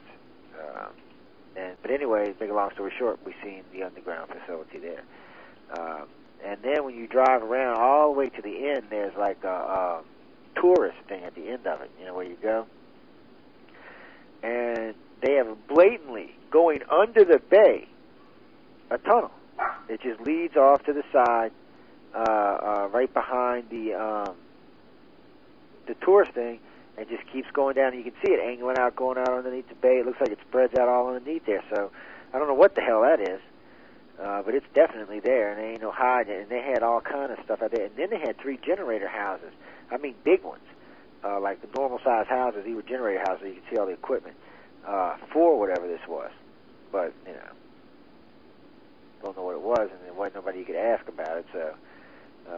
Now, we haven't been out there since Katrina, so I don't know what's out there now. One of my friends just recently said it was back open, but I haven't been out there, so I don't know. But next time I go down to Florida, maybe in about 2 weeks or so, 3 weeks, I'll go see what it is. Maybe we'll stop by and see what it is. Because actually, this time of year is a beautiful time to be going down there. It's nice, it's pretty, it's cool. There's no bugs. You can just hang out and enjoy yourself. Don't need your air conditioner or anything like that. It's just a great time to be hanging out down there. So we'll probably get down there in the next couple of weeks. Now, where was I? Boom, boom, boom, boom, boom, boom. Oh, we were on Santa Rosa Island. Santa Rosa Island's an interesting place. Okay, we were up there at Fort Pickens, where I was telling you about. Y'all can go check that out for yourself. You come back down there. You make the right. You're heading towards Navarre now. All right. Now there's an open section. At the end of Santa Rosa Island, there's National Park, and that's those little strips of land you see in those Facebook pictures.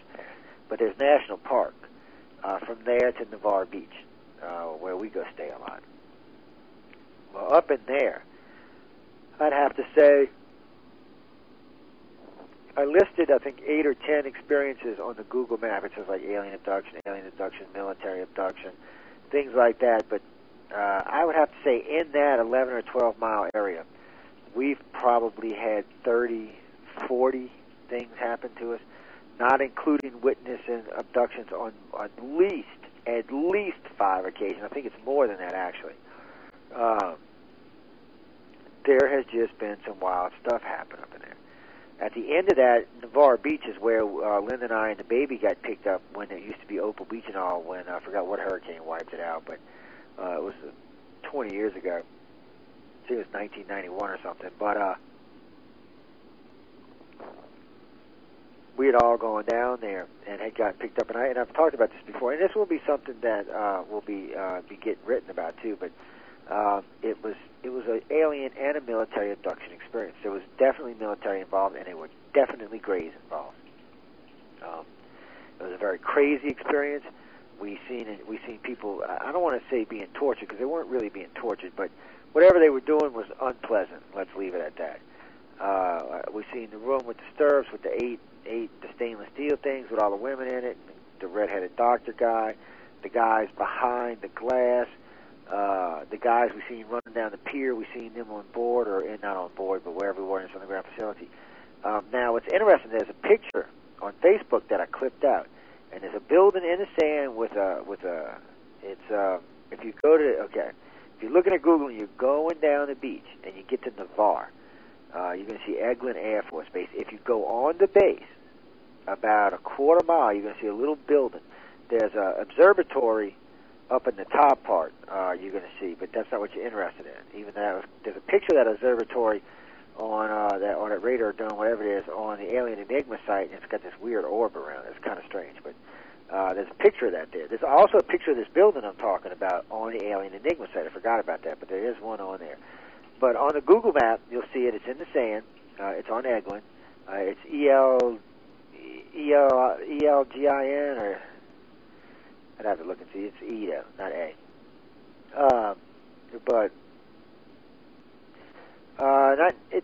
Mexico Beach is probably...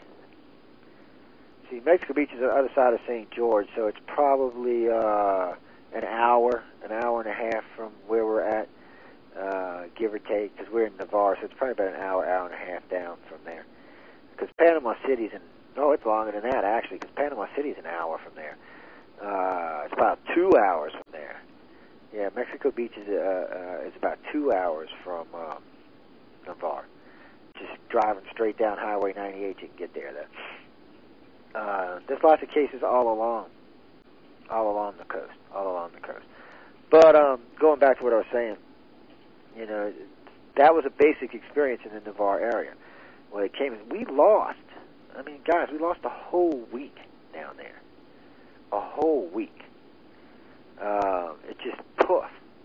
Now, we've recovered a lot of memories, which is nothing I'm going to get into tonight, but there's been a lot of stuff recovered. And there's probably going to be a lot more stuff recovered. But it's heavy-duty aliens down there. We have brought people down with us on at least 9 different occasions, and they've seen aliens with us. 1 person, 4 people, 5. It don't even matter. We have been down there in groups where the damn things... There's one of the pins on there that says, one of the chapters in the book, Greys in the Fog. That was a wild night. It was the same night we seen the Greys in the gazebo. This is on a park that they built next to Eglin Air Force Base.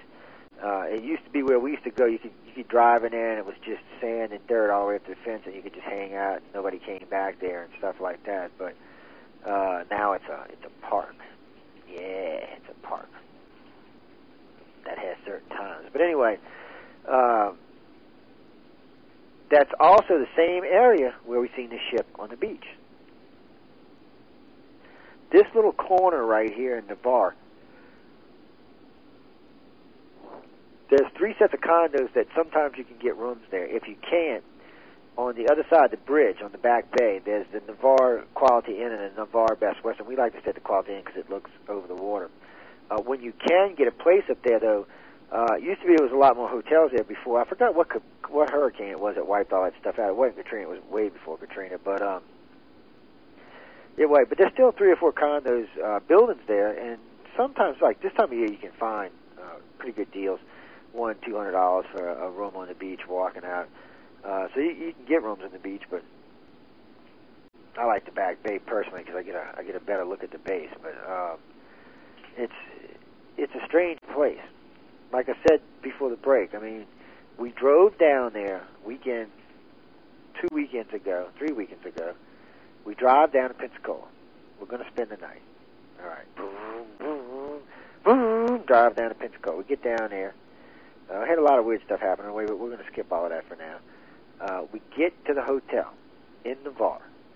We pull into the hotel. Pull to the back of the hotel. We're looking out the window, looking at the back bay, thinking how pretty it is, how nice it is to stay here. It's a great place to stay. Hotel's kind of empty, and we prefer it like that because we can move around more freely with our cameras and binoculars without being harassed and stuff. And it's a Sunday, so there's hardly nobody there. And all of a sudden, back up, turn around, and drive home. Don't ask me, guys. I'm still working that one out. Yeah, but we gained a lot of time that day, so it was like 4 hours or 5 hours when we worked it all. It's a lot of time. And we would get places like ungodly fast. We left New Orleans. We got to Biloxi, Mississippi in 50 minutes. It's an hour 40 minutes at best. At least an hour 40 minutes, and that's if you're cruising 75, 80. So kind of freaked me out there. Got to Pensacola from the back road in like an hour, which is crazy because that's still 2 hours away.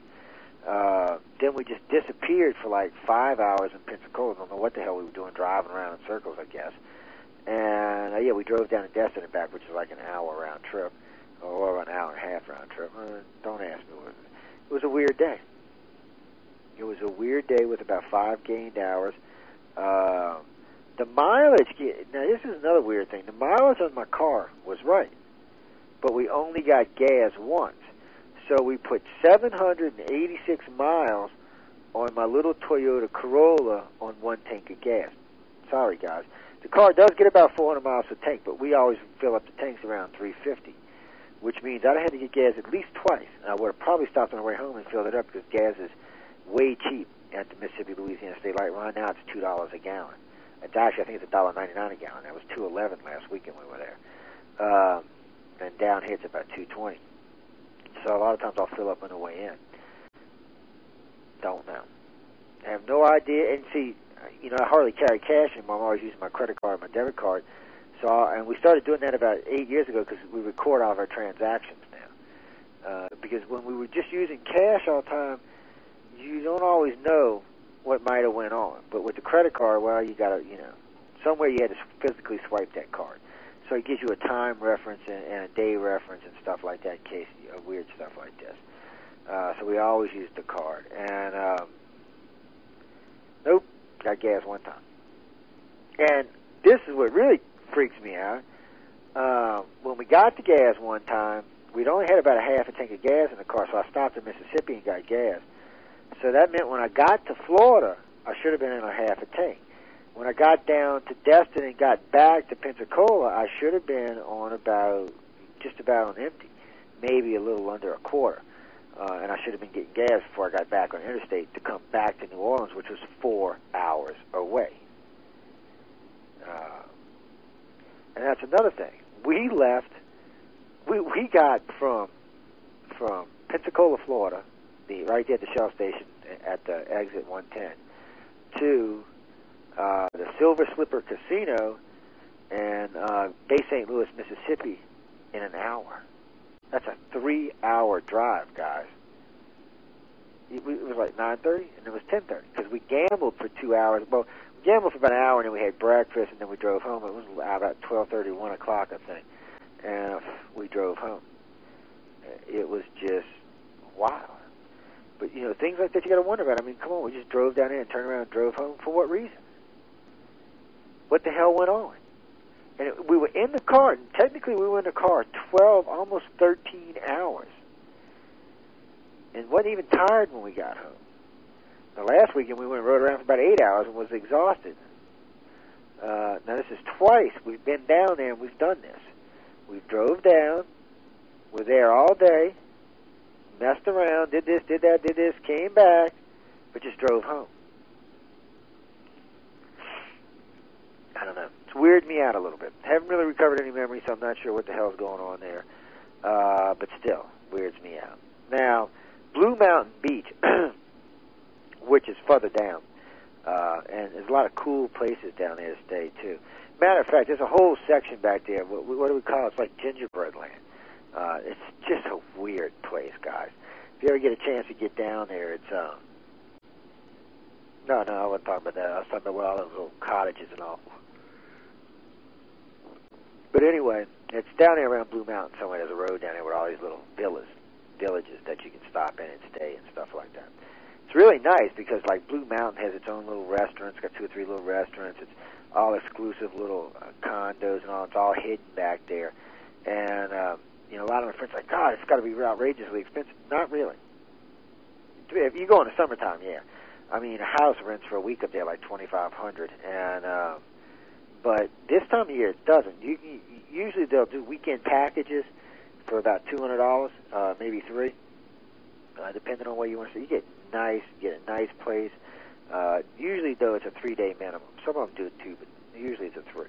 This time of year they get a little bit more relaxed because you know it's harder to rent them, but they're really nice. And really nice places overlooking the Gulf. It's comfortable. You can walk to everything you need, or you can have everything you need delivered. You don't even have to leave the place. You have beautiful views, and you know there's heavy activity areas. So you're right there. So you're having a good time, and you're getting a job done at the same time. And I got to be honest, it's one of the reasons we like going down there, because when we stay, we always have a good time. Until recently, Linda was a beach bum. I used to have to drag her, beat her off the beach. Get off the beach, woman, Jesus. I mean, the guy was ridiculous. It was. It just had to, get off the beach, woman. It was a sad thing, man. I could have left her there. She'd just still be there if I'd have left her. I'm telling you, it's bad. But it's a great place to go. Now, all along Okaloosa Island and all, but all along where I was talking about between Santa Rosa and Navarre on this national park, of course, there's places you can pull off and stop, and there's bathrooms and rest areas and stuff like that, but there are 2, 3, 4, 5 places along there we had military abductions. 5. Here's one for you. We woke up in our car, parked in one of these, whatever you call them, and all we could see was stars.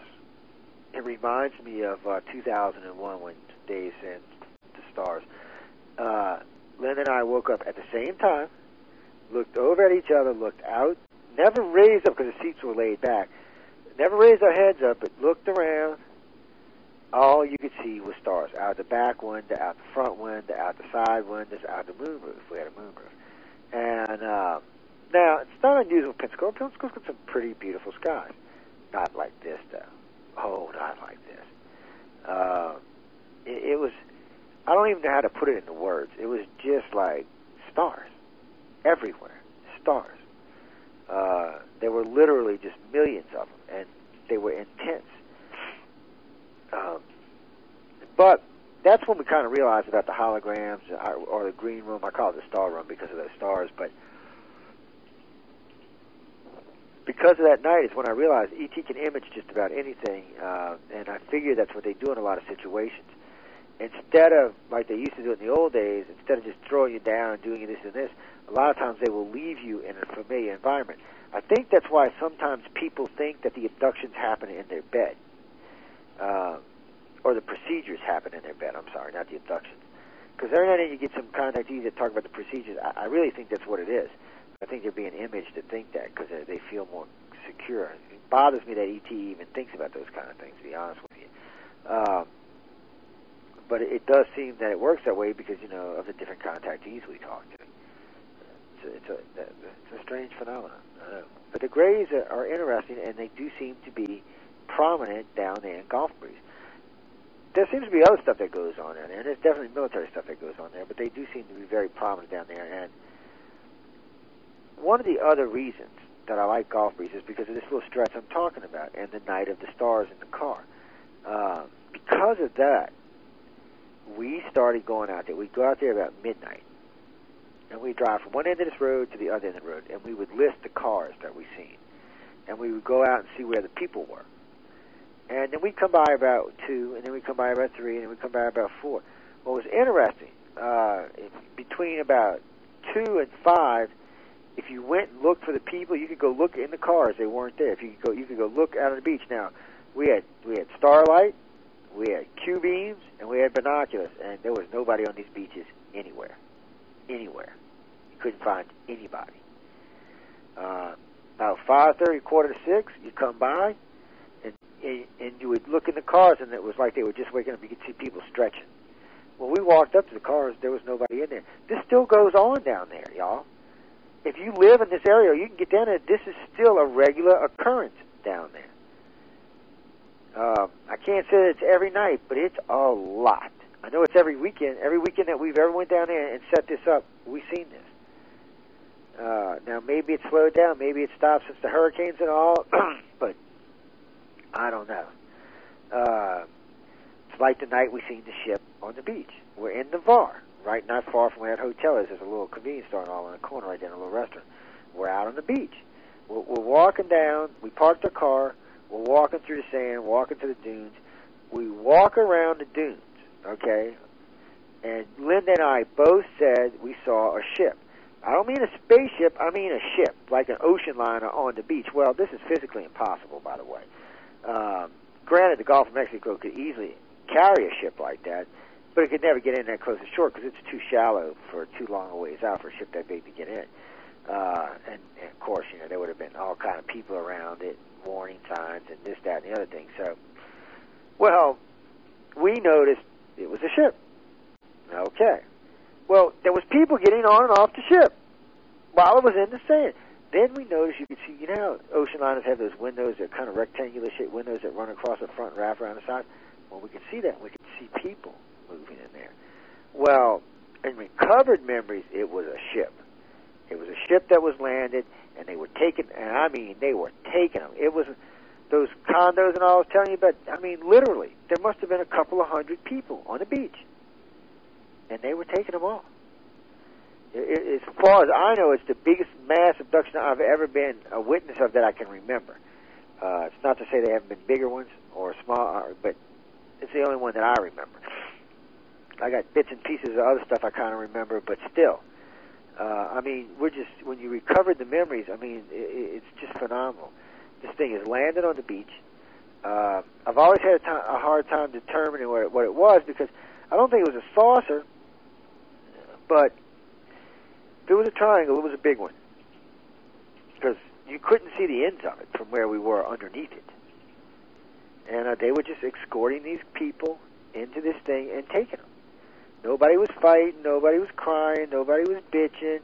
They were just escorting them into the ship, and they were taking them. And I don't know, and what's weird is I still don't really know what happened to Linda and I.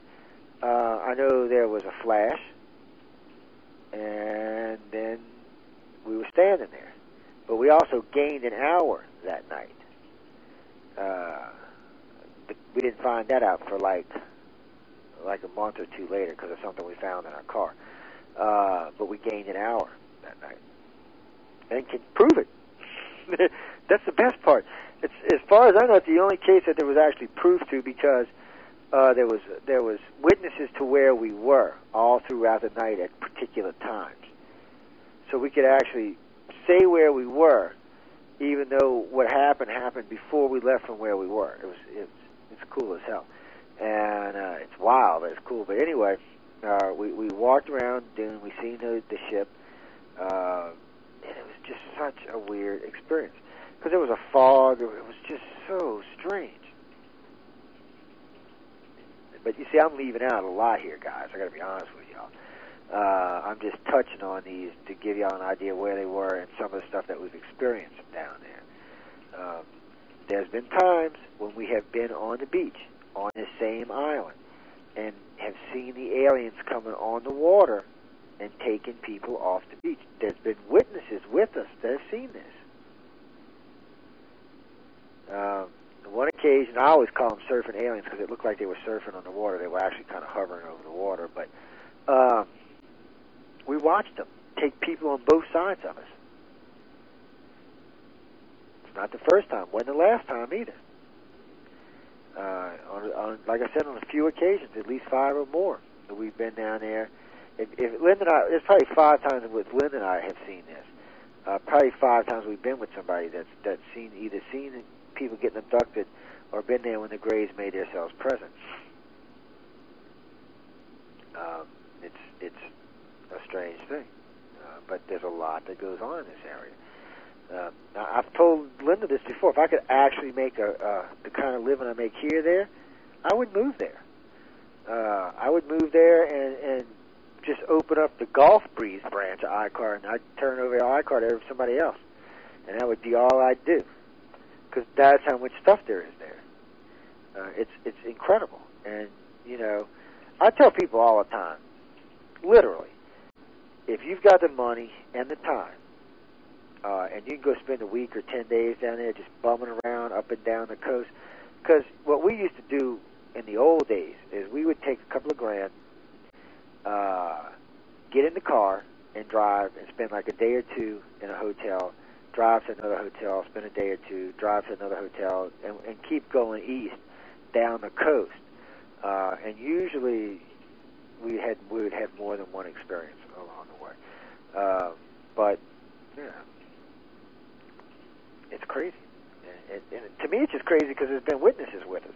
I was just thinking about on the way back from D.C., the first time I went to the X conference, the first X conference I went to, a friend of mine, Gia, was with us, and we had, on the way home, we had a military abduction happen. That was just insane. Nobody really wants to recover any memories from it. There's some memories been recovered, but most of them want to be left alone because, frankly, it wasn't a very comfortable experience, to say the least. And it was so weird because we knew the instant it happened. We were driving through a tunnel. We were headed south, coming home. Driving through a tunnel, right? One of the big tunnels that run through the mountains for 4 or 5 miles. And we're driving. We come out the other side of the tunnel, and I'm looking around going, well, this looks familiar. So I asked Linda in Georgia to look out for a sign. Well, we're headed north. Yeah. Went in the tunnel headed south, came out the tunnel headed north. Had to get off of interstate, turn around, and drive back through the tunnel to the other side. There wasn't no mistake in that. I mean, there wasn't even nothing you could say about it. Now, the other one, we were leaving D.C. and we were bringing home. Her name is Cy Poet. Joyce is West Virginia State Director, but we were bringing her home from the X conference. Me and her and Linda in Georgia were driving home. Well, we get into a blizzard. Okay, yeah, we're on top of this mountain. I haven't driven in snow since I was like 18. We get into this little mini blizzard, right, and it's blowing straight. It's blowing so hard that it's blowing straight. Not down, but straight. You know what I mean? It's like, whoo, I'm doing 70. Whoo, I'm staying with the rigs. I'm like, okay, I'm going to get with the rigs. We'll keep the ice melted. We can drive. And Joyce and I started talking and laughing and talking and laughing. And Linda and Georgia fell asleep. And then we were at Joyce's house. Yeah, I don't know. Something definitely happened. I couldn't. All I can say for sure is I know something happened. I've seen some flashes here and there, but something happened. Joyce and I were having a blast. Oh, sorry, I didn't see you in the room. Hey, boo. Let's look at that. Boy, that's some time. I was talking about Jason earlier. He popped this to that side. Yeah, that's excellent. We had a great time. Linda and Georgia were out. Cy and I were having a blast. I mean, we were just having a ball, cutting up, driving along in the snow. And but there was something that happened there. I don't know what. All I know is when we stopped, we found Georgia had her shoes on, right? And when we stopped, she was looking for her shoe. Her shoe was actually crammed up under the seat on top of the seat. I have no idea how it got there. That was insane. You'd have had to see it to understand what I was talking about. But something happened. And then we dropped off Joyce, We hopped in the car, we went up the road, we spent the night somewhere, which was odd. And then the next morning we got up and we were driving, and that's when we went through the tunnel and came out going the wrong way. So we got at least twice. So I figure what happened was E.T. snatched us when we were driving in the snow, and Uncle Sam snatched us when we were going through the tunnel. And you know what? That's one of the things that put me onto the Betty and Barney Hill case, because of the way that happened. That morning or that night we got picked up, and the next afternoon or next morning, actually it wasn't even that, the next day, it was probably around lunchtime, we got picked up by them. What can you do? But there's no doubt of the experience, because like I said, we were going in the tunnel south. We all seen what direction we were going. When we came out of the tunnel, we were going north. So there's no way to even discount that, even if we wanted to discount that. To Mike, who just wrote to me, no, I don't always carry the gun, and I rarely get out of the car with it. When I'm traveling on any length trips, or if I'm going into any places that I consider to be dangerous, I'll bring it with me. But other than that, it stays at home. And there's been a couple of times, but anytime you use the word gun, it's always blown out of proportion. And that song that Ian wrote about me as a joke that I turned into the theme song for the show. Yeah, I know, Ian. All's fair in love and war, baby. And it's just one of those things, guys. Inside joke, sorry about that. But there's a lot of stuff that's been going on, and we'd like to keep up with it. Right now, Linda and I, and I know we're getting closer to the end, but, we spent last weekend drafting out the 20 the 20 chapters for our personal experiences. So we're going to write the book about our personal experiences. And it'll be 20 chapters, and it'll discuss a lot of what we were talking about tonight, but just with a lot more detail. The experience I was talking about in 91 with my son-in-law, to give you just a teaser, for a lack of a better way of saying it, when you, the place on the beach, on Opal Beach, how can I say this? There was a light in the water, and we seen the guys, and I'm trying to make this real short. There was a white light off the beach in the Gulf in front of us. A couple of grays came walking out. They started taking Linda. Couldn't really see my kid at the moment. Knew he was there. Went to take off. Planted my feet. You put your feet down in the sand. I was going to take off running. When I felt two people, and I mean people, they were dressed in black uniforms, loop an arm under each one of my arms. Now, you have to understand, guys, I had just gotten out of the military. I was in excellent shape. I had a son. I was young, mad, fired up. I think it's my son's age, like 23 or something. No, I was about 25. And these guys got hold of me. I was trained by the military. I started slinging people, doing this. I'm trying to get off. Well, the more I sling, the tighter the grips got. The next thing I knew, there was somebody hanging on my leg, both hanging on my arms. And then I just felt my body go limp. I don't know if they gave me a shot, something else happened, but I just felt myself. I was fully and functionally aware of everything going on around me. I was just limp. I was just like, vroom. And I was just kind of hanging. And I was, and then, they brought us to the facility on the base, which was only about 2 miles from where we were. That's how we found. Oh, that's what I was going to tell you earlier. What I'm talking about right now, that little picture of that base that's on Eglin, on Google Earth, right there on the right side of there, there's a set of stairs that go straight down. You can see them go down for at least 50 feet. It goes straight down. And that's where they took us at night. There's a set of big gray steel doors down there. And, but anyway, that to make a long story short, that'll be included in it. All of that'll be in there. It's just, I don't get much time to talk about them anymore on the radio, and I wanted to kind of brush across a few of them tonight. For the people I've been talking about, for the outline we're doing on the iCar book, there's 30 chapters that have been outlined. For the directors that are in the room right now, when we get them all organized and get them in the way I feel comfortable with, y'all will all get a look at it so we can see what we forgot, or if we think some other chapters need to be somewhere else, or so on and so forth. And, of course, if we forgot anything. And then, of course, anybody who wants to volunteer, writing some of the stuff for the chapters or stuff like that, that will be going on as well. But it's at least 30 chapters. There's 15 chapters just on the damn grazed reptilians and the humans. It's actually one chapter each, but you got to kind of break them down into sub-chapters because there's just too much information. But it should be good. And when everybody gets their 2 cents, because I'm planning on using it as ICAR's official training book for alien abduction and alien research. So, it will be approved by an overall majority of everybody that's involved. So, but like I said, finally all the drafts are out for all the chapters now.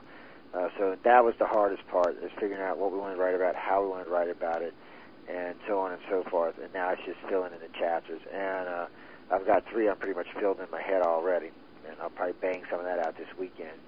Some of these long rods, Linda and I will bang some out. We're going to have some other people working with us, and I still got a couple of directors I got to talk to and see if they want to get involved in any shape, form, or fashion.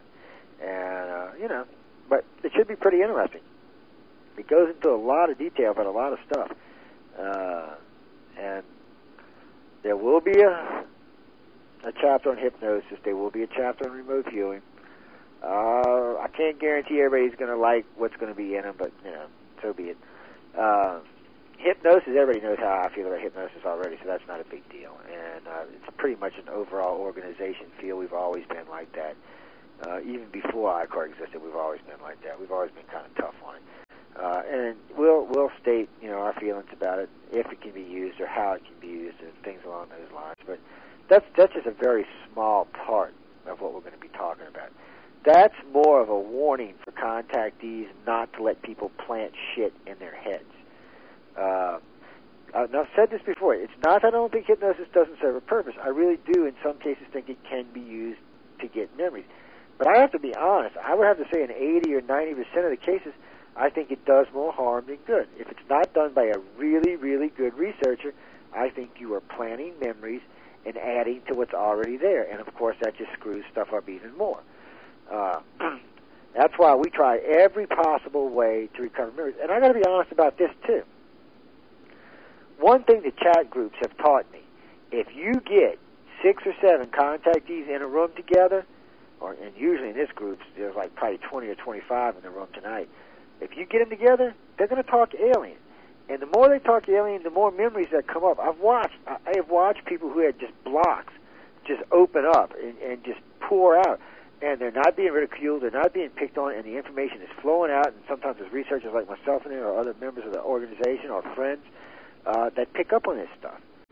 It's been a great thing, and it's worked really well for us, and we've learned a lot of information, and it is probably why we can tell you where to go look for aliens. It is why we can probably tell you, what's going to happen to you in abduction, because we're paying attention. It's not that hard to figure a lot of this stuff out. A lot of this stuff is open and closed. It's pretty easy. There's a lot of basics to alien stuff. I know everybody wants to get into the involved stuff like the agendas and so on and so forth, and I do understand that. But, the basics, let's get the fundamentals down, the basics down. What happens to contactees? What happens to when you're like 4 or 5 years old? What happens when you're in your mother's womb? When you're abducted when you're in your mother's womb? Things like that. I'm curious, I wonder, like under regression, if you regressed before you were born, did you ever see the aliens abducting you out of your mother's womb? I mean, anything's possible in the alien world. Highly unlikely or improbable, but still possible. I do know that from the research suggests that when a mother's abducted and she's pregnant, the baby's examined. I don't think the baby's taken out of the womb and examined, but the baby is examined. It's not that I don't think they have the technology to do it, by the way. I think the Greys could do it and put it in stasis and put it back. I think the Greys could do it quite easily. I just don't think they have any reason to do it. I think they're just checking like any other doctor where they're just checking to make things are right. And then usually somewhere around 3 or 5, depending on the kid, because, some kids catch on to things faster than other kids. I think they have their first real contact. And for some reason, the aliens don't seem to scare the kids as bad. Some of the kids are scared, and I notice with the scared kids, the kids that get scared, a lot of times they will use hooded or cloaks and hoods to kind of offset the, I guess, the way the alien looks. I've discovered this in all three races now, and I find this just an odd little thing, by the way. Kind of a weird thing. I know the reptilians use it a lot because of the way they describe these kind of amber, reddish eyes. This is a typical reptilian trait, so I know they use them a lot. I know the humans have used them, and I know that the small grays have used them. So maybe they use them as a tool to hide that. Maybe they're just imaging it. I don't know. I will also say while I'm on this, it's something else we're going to address in the Archive book. Shape-shifting. Grow up, people. Okay? The aliens are not shape-shifting. No, they're not. Stop smoking the peyote. Okay? They're not shape-shifting. No. Unless they're the light beings can shape-shift. All the rest of them are not shape-shifting. The Greys and reptilians and the humans do not shape-shift. Put the pipe down and leave it alone. They just appear to shape-shift. And see, that wasn't that hard to find out either, because what we did is a couple of different groups of contactees that had a mass contact, all described the same alien different. They all said there was one alien, but each one of them described the alien different. Now, why the hell is that? He can't be shape-shifting to everybody different at the same time. That's impossible. He was imaging it to each of their heads, and that's the way they were perceiving it. And we've seen that done a lot. So I just stuff that needs to be out there.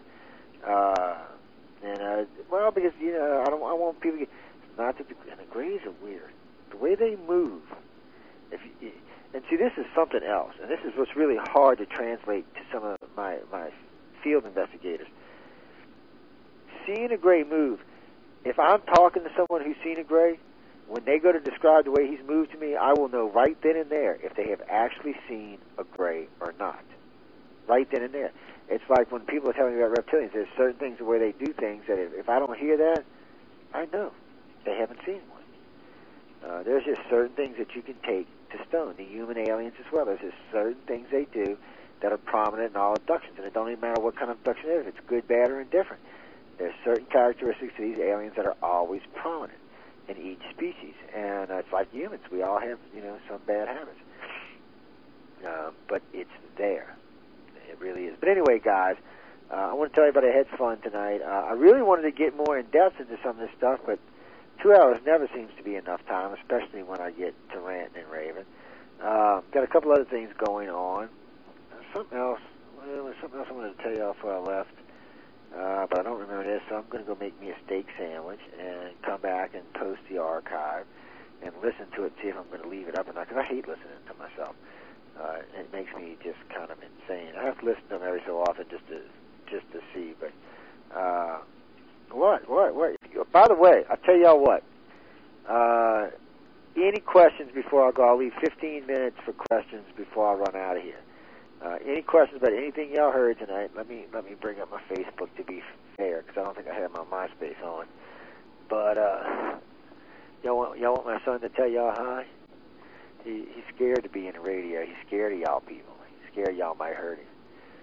He said something about one of y'all might follow him home or something. I'm not sure what the hell that meant, but you know what I mean? Yeah, I know. But let's see. Okay, guys, how often? No, we ain't talking about no swine flu now. All y'all young people are going to get the swine flu. There's nothing I can do for y'all. All us old people are going to live to be another 100 years old. Yeah, see, all these people we don't want to take the vaccination. They don't understand. The vaccination for anybody 45 or over will make you live another 50 years. For everybody else, well, they got to cull the population. I'm sorry. All y'all are going to get plucked, groomed. Oh, Lord. Okay, going once, going twice. What? I'm sorry, guys. Anyway, I'm going to get out of here. Until next week, have some fun, smile, enjoy your lives, say hello to your friends, pet your dog, pet your cat, hug your kid, smile, go green, be nice to the planet. Oh, you bunch of New Age freaks, don't call me. I'll call you. See y'all next Wednesday.